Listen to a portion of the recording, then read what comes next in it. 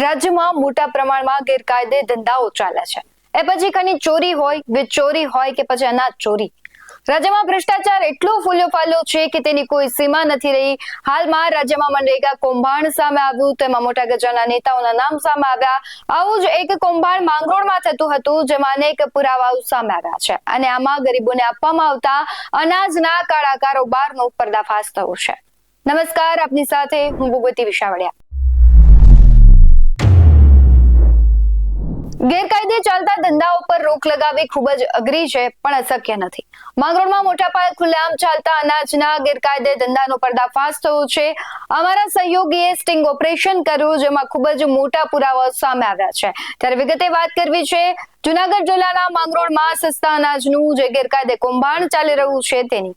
ગેરકાયદે ખરીદ વેચાણ થતા કૌભાંડની જ્યારે અમારા સહયોગીને ખબર પડી ત્યારે તેમણે સ્ટિંગ ઓપરેશન કર્યું અને આખા કૌભાંડનો પર્દાફાશ થયો છે। અમારા રિપોર્ટર વૈશાલી કગરાણા દ્વારા સ્ટિંગ ઓપરેશન કરાયું છે અને આ સ્ટિંગ ઓપરેશનમાં ખુલ્લેઆમ અને જાહેરમાં પણ સસ્તા અનાજની લે વેચનો ધંધો કરી રહ્યા હોવાના દ્રશ્યો સામે આવ્યા છે। આ કાળો કારોબાર ચલાવતા લોકો અનાજનો મોટો જથ્થો ભેગો કરે અને ખૂબ મોટા પ્રમાણમાં જથ્થો થઈ જાય ત્યારે તેમાંથી સારું અને સરકારી અનાજના જથ્થાને ભેળવીને બહાર કન્ટેનરો ભરીને વેચી દેતા હોવાની પણ ચર્ચાઓએ વેગ પકડ્યો। ત્યારે સ્ટિંગ ઓપરેશનમાં પણ એ દ્રશ્યો જોઈ શકાય છે। સરકાર દ્વારા ગરીબોને મફતમાં અથવા 2 રૂપિયા જેવી રકમ લઈ કૂપનમાં અનાજ વિતરણ કરવામાં આવે છે, ત્યારે આ જ કૂપન ધારકો અનાજ વેચીને પૈસા લઈ લેતા હોય છે। ઘણી વખત તો ઓપન બજારમાં કે સસ્તા અનાજની દુકાનવાળા સાથે ફિગર આપી માલની જગ્યાએ રોકડ રૂપિયાનો વ્યવહાર પણ કરવામાં આવે છે અને ખરીદ વેચાણ કરવાવાળા વેપારીઓ આ અનાજનો જથ્થો બહાર વેચી લાખો અને કરોડો રૂપિયાનો ભ્રષ્ટાચાર કરતા હોય છે। એ સ્ટિંગ ઓપરેશન તમને બતાવું કે તે સ્ટિંગ ઓપરેશન દરમિયાન કેવી છે ઘટના થઈ અને કયા દ્રશ્યો સામે આવ્યા।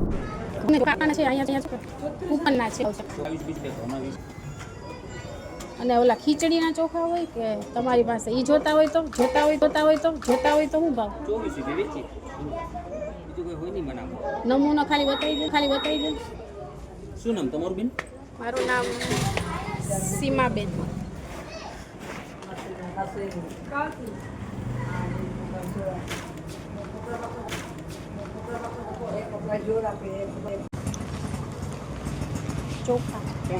ચોખા એટલા છે હે ચેકિંગ છે હવે આટલા જ છે લઈ લો ને ભાઈ। કેટલા હે કેટલા 5 કિલો છે લઈ લ્યો ને ભાઈ। હવે હું ભાવ આપો છો? 22।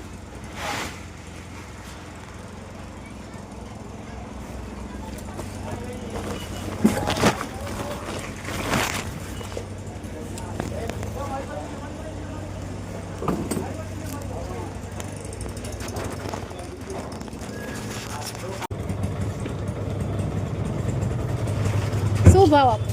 ચોખા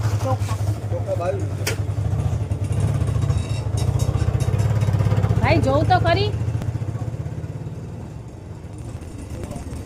ભાઈ ઘઉં મામા થોડાક જોતા હતા એટલે ભાવ શું આપો છો? શું આપો? 22 રૂપિયા કેટલા થયા? 5 કિલો છે? હા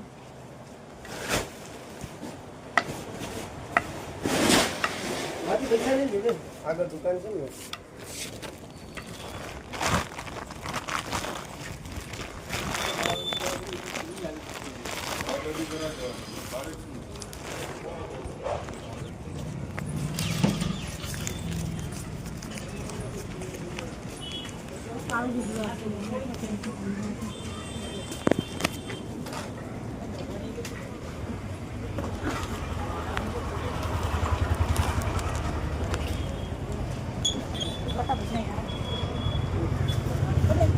અહીંયા જપવાનું જ કે વા હાલો હા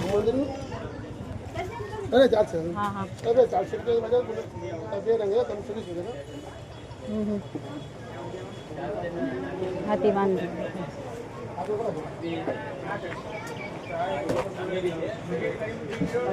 આ લખિયા લઈને મને તો છૂટા इल्लू बड़ा आया आया के ला बिल्ला हेलो पूछ दादा 5 किलो कुछ भी है हां लगा है कौन तो ये किलो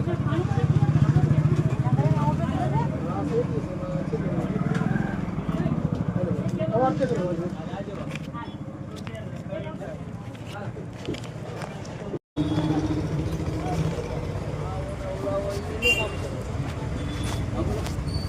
ને ચોખા આપવાના છે. કેટલા છે 10 કિલો જેટલા એટલે ઘઉં. તમારે દેવાના છે હા. તો લઈ લે વાંધો નહીં શું ભાવ છે? 23 રૂપિયા ચોખાના છે ને 21 રૂપિયા ઘઉંના છે ઉપરના ચાલશે? હા લઈ લો.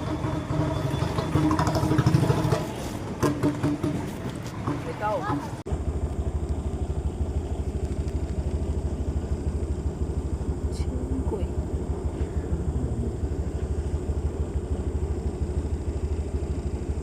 જવા દેવાનું.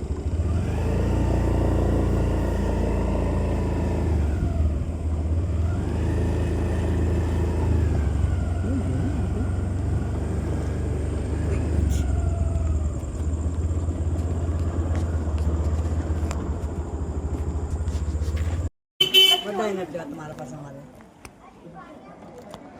ખાવા હશે લેવાનું કંઈ બી દેવાના હોય તો હા બી 1 રૂપિયા હશે માં અમે ધંધા કરી પણ આમાં તો બા બધાય હવે આમાં હા આમાં તો બધાયનું એવું જ છે. આમાં બધાય પેટ લઈને બેઠા છે ને. તો કે તમારા સદા નથી દીધા ને 5 કિલો લીધા ને હા. આવજો બેન હાલો આવજો. આવજો આવજો તકી માફ કરજો બેન અરે ના ભાઈ. બા, આવજો બા.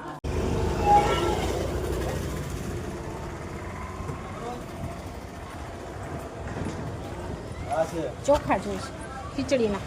ખીચડી શું ભાવ છે? બસ ખીચડીના ચોખાનું કામ બોલ કેટલા જોઈએ 5 કિલો જોઈશે. 120 ના 5 કિલો આપી દો ને ભાઈ. લઈ દેની ભાઈ 5 કિલો की ठेली ले लो थोड़ा ખબર અમારી जरा आपकी दे ले ठेली लो कई से 3 किलो वाली चीज रहा दे एमने में रहा दे कोकने देवा था તો મેં અહીંયા કરવા દીધી दे दे वर्द ના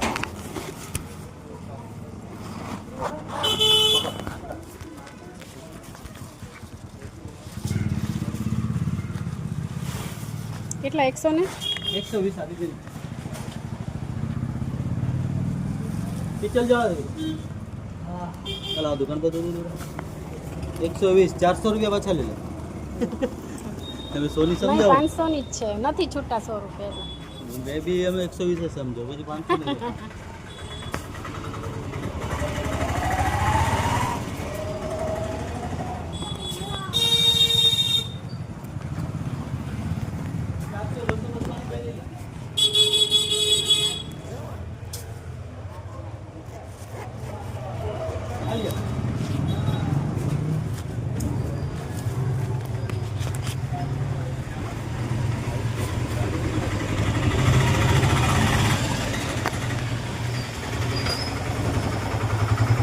ઘઉં ને ચોખા આપવાના છે. ક્યાં છે ઘરે છે તો શું ભાવ આપો? શું ભાવ આપો? ઘઉંના 20 રૂપિયા ચોખાના 22 રૂપિયા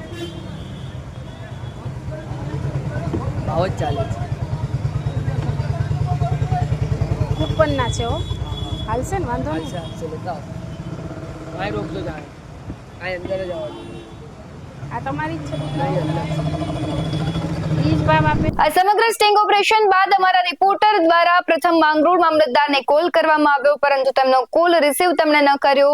ત્યારે નાયબ મામલતદાર અને નાયબ મામલતદાર દ્વારા પુરવઠા મામલતદારના નંબર આપી તેમને જાણ કરવા કહ્યું. ત્યારે પુરવઠા મામલતદારને 3 દિવસ સુધી લગાતાર ફોન કર્યો, પરંતુ તેમણે પણ કોલ રિસીવ ન કર્યો. ત્યારબાદ જુનાગઢ કલેક્ટરને અમારા સહયોગીએ ફોન કર્યો, ત્યારે તેઓ ચૂંટણીના કામમાં વ્યસ્ત હોવાનું કહી પ્રાંત અધિકારીને જાણ કરવા કહ્યું. જ્યારે આ બાબતે પ્રાંત અધિકારીને જાણ કર્યા બાદ માંગરોળ પુરવઠા મામલતદાર ફરજિયાત તેમને કામગીરી કરવી પડી અને એવી ફરજ પડી કે તેને અમારા રિપોર્ટર સાથે જવું પડ્યું. ત્યારે 2 જગ્યાએ તેઓ તપાસ માટે અમારા રિપોર્ટર સાથે ગયા, પણ 2-3 દિવસનો સમય મળી જતા ગેરકાયદે ચાલતા આ ધંધાના જે કારોબારીઓ છે તેમણે માલ છે સગે વગે કરી દીધો. તેની તપાસ દરમિયાન કોઈ પુરાવા ન મળ્યા. ત્યારબાદ અધિકારીને રિપોર્ટરે કહ્યું કે એક લોકેશન હજુ છે, હું ત્યાં જાઉં છું, જથ્થો મળે તો આપને કોલ કરીશ. અને ખરેખર જથ્થો મળ્યો અને અધિકારીને કોલ કરવા છતાં તેઓ ત્યાં આવ્યા નહીં. આ પરથી લોકો જે ખિસ્સા ભરવાની વાત કરી રહ્યા છે તે સાચી થઈ હોવું તેવું માનીએ તો કંઈ ખોટું નથી. આ બાદ બીજા દિવસે પુરવઠા મામલતદારને તેમની ઓફિસે રૂબરૂ મળીને કહ્યું કે આપ કેમ ન આવ્યા, તો અધિકારી દ્વારા જે જવાબ આપવામાં આવ્યો તેનું પણ સ્ટિંગ ઓપરેશન કરવામાં આવ્યું છે, તેના પર નજર કરીએ. કાલે કેમ મેં ફોન કર્યો તમને? અલા પણ ત્યાં જતા તમે મેં ફોન તરત જ કર્યો. મને ઈ તો નથી. નહીં મેં તમને 20 મિનિટે ફોન કર્યો તો તમારે આવી જવું જોઈએ ને. લોકેશન જથ્થો બધું હતું ભાઈ. બરાબર છે પણ એ તમારું જ કામ છે ને કઈ એના ત્યાં કઈ આપણે ટાઈમ પાસ માટે નહોતું જવાનું ભાઈ. મેં એમ કીધું હું જાઉં તમે આવો, હું કહું એટલે.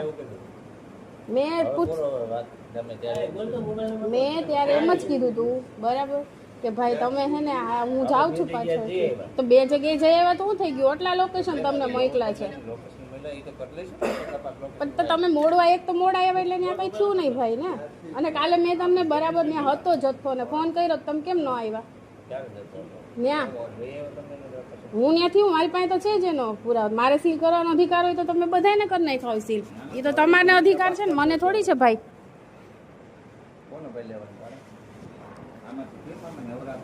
એ વાત સાચી પણ એ કામ જ છે ને. એ કઈ ત્યાં ટાઈમ પાસ તો આપણે નહોતું જવાનું ને ભાઈ. અને જથ્થો હતો ત્યાં. અરે ગમે એ હોય તમારું તો ડ્યુટી છે એની કરવાની જ છે. 8 હું આમાં 10 વાગે તો નથી કરતા. કાલે મેં ફોન કર્યો કેમ ન આવ્યા ભાઈ? 2 જગ્યાએ નહીં, જ્યાં જથ્થો હતો ત્યાં મેં ફોન કર્યા તમે કેમ અહીંયા આવતા રહ્યા? પછી હું 3જી જગ્યાએ મેં ફોન કર્યો કેમ ન આવ્યા તમે? શું એવું કઈ નથી? તો કઈ વાંધો નહીં. હવે તમે જો અહીંયા. હા તો કઈ વાંધો નહીં. હવે તમે મેં કાલે કીધું જ તમને. સ્ટિંગ ઓપરેશનનો અમારો માત્ર એક જ ઉદ્દેશ્ય હતો કે કામચોર અને ભ્રષ્ટ અધિકારીઓનો જે અસલી ચહેરો છે તે લોકો સમક્ષ લાવી શકાય, અને આ બધું થયું પણ ખરા. અધિકારી દ્વારા કહેવામાં આવ્યું કે 2 જગ્યા પર તો ગયા હતા, અમારે બીજા પણ કામ હોય છે, લ્યો બોલો. અમારા સહયોગીએ કામની જ વાત કરી હતી, તમને કોઈ નકામી વાત નથી કહી. પરંતુ આના પરથી એક તારણ કાઢી શકાય કે માત્ર આમાં અધિકારીઓ કે દુકાનદારો જ નહીં, દરેક વ્યક્તિ જવાબદાર છે. આમાં સમાન જવાબદાર છે જનતા પણ, કારણ કે સરકારી અનાજ તો તેઓ વેચીને પૈસા લે છે. એટલે જે લોકો આવી રીતે વેચાણ કરે છે તેમના વિરુદ્ધ કાર્યવાહી થવી જોઈએ, અને સાથોસાથ દુકાનદારો સાથે સંકળાયેલા તમામ અને ખાસ કામચોરી અધિકારીની શાન ઠેકાણે લાવવી જોઈએ. આ મુદ્દે તમારું શું કહેવું છે કમેન્ટ કરી જરૂરથી જણાવજો. આવા જ વધુ અહેવાલો સાથે ફરી મળતા રહીશું. તમે અમારી YouTube ચેનલને સબસ્ક્રાઇબ કરવાનું, અમને Facebook અને Instagram પર ફોલો કરવાનું ભૂલશો નહીં. બાકી અવનવી અપડેટ્સ મેળવવા માટે જોતા રહો BS9 TV ન્યૂઝ. નમસ્કાર.